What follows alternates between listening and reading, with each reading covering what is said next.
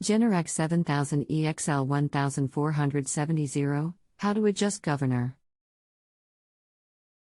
Engine RPM is slow, output is about 48 Hz.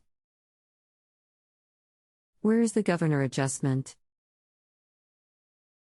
Hello, and thank you for choosing JustAnswer.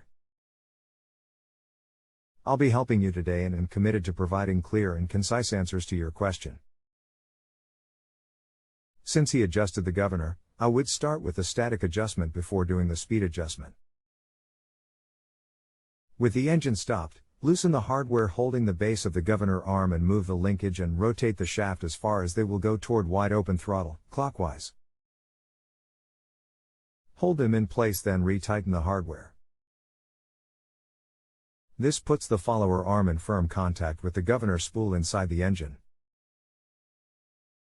After that's done, then you can do your speed adjustments. Do high speed first, using the adjustment nut that tensions the spring.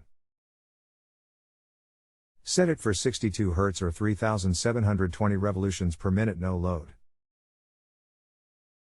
This will bring you down to 60 Hz or 3600 revolutions per minute when load is applied. Next, do the idle speed using the following procedure. Hope this helps. If you need more information, please stop and reply to me via the Reply to Expert link in the lower right corner of the ratings box with any issue or remaining question you may have. My reputation as an excellent expert is critical, and I will be happy to continue further and do everything I can to provide you with the best service possible. Your highest rating is my primary goal because that means I've given you the top quality service you deserve. Thank you so much.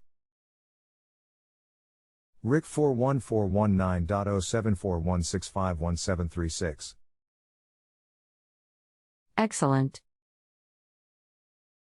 Very clear. Love the pictures. Now I have 172 volts at 62 Hz under no load. Hopefully when the new controller board comes, the high voltage will be resolved.